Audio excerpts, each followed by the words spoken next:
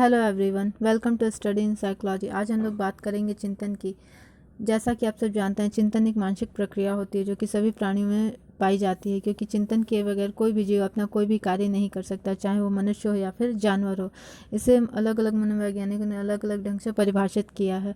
सेंट्रॉक ने इसे 1995 में परिभाषित करके कहा था कि चिंतन मानसिक रूप से सूचनाओं का जोड़ तोड़ होता है, जो कि हम जब भी हम कभी कॉन्सेप्ट का निर्माण करते हैं या फिर समस्या का समाधान करते हैं, तर्क करते हैं, निर्णय लेते हैं, तो उसमें चिंतन सम्मिलित होता है, या फिर चिंतन के ही थ्रू हम कोई कार्य कर सकते हैं, या फिर ये सब सारी चीज़ें हम चिंतन के ही थ्रू कर पाते हैं। चिंतन में 2 टाइप्स आ जाते हैं। पहला हमारा हो जाता है ऑर्टिस्टिक थिंकिंग और दूसरा हो जाता है रियलिस्टिक थिंकिंग। तो ऑर्टिस्टिक थिंकिंग हम उसे कहते हैं जब भी हमारी कोई कल्पना होती है या फिर जो रियलिटी के परे होती है, वो रियलिटी से कनेक्टेड नहीं रहती है, या फिर हमारी कोई भी समस्या का समाधान नहीं कर पाती है वो सोच हमारी, तो उसे हम ऑटिस्टिक थिंकिंग कहते हैं।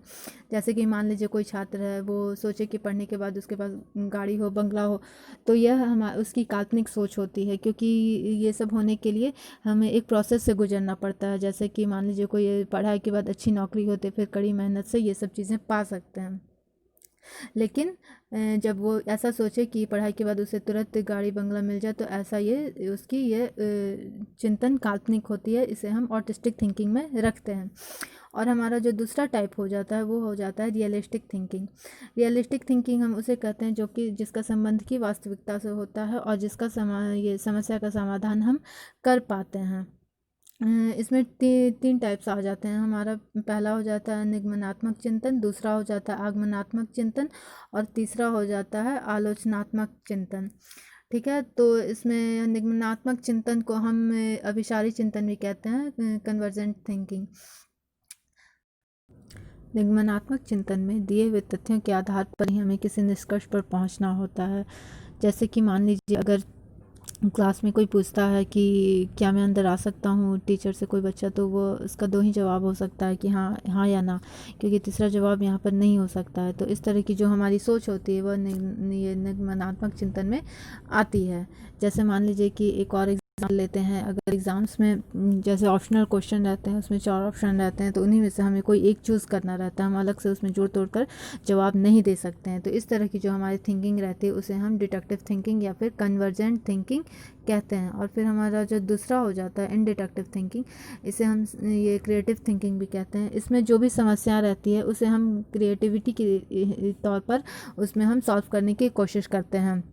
जैसे कि जितने भी हमारे एक्सपीरियंस होते हैं, ये चारों दिशा में हम उसे ढूंढ लेते हैं या फिर सोचते हैं कि इसका कैसे सॉल्व कर सकते हैं, या फिर इसे किस तरह से हम करें ताकि ये काफ़ी बेहतर इसे सॉल्व किया जा सके। तो जो इस तरह की थिंकिंग रहती है उसे हम क्रिएटिव थिंकिंग भी कहते हैं। इसीलिए इसे क्रिएटिव थिंकिंग कहते हैं, ताकि वह व्यक्ति वहाँ पे कुछ क्रिएट करता है समस्या को सॉल्व करने के लिए।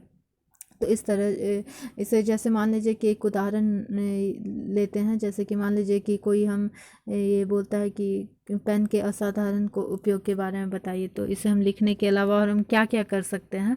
तो इसका जो भी जवाब होगा हम चारों दिशा में सोच सकते हैं कि क्या क्या हम अपने एक्सपीरियंस के थ्रू हम इसे क्या क्या यूज़ कर सकते हैं। तो इसका जो भी जवाब होगा वो हमारा इंडिडक्टिव थिंकिंग होगा।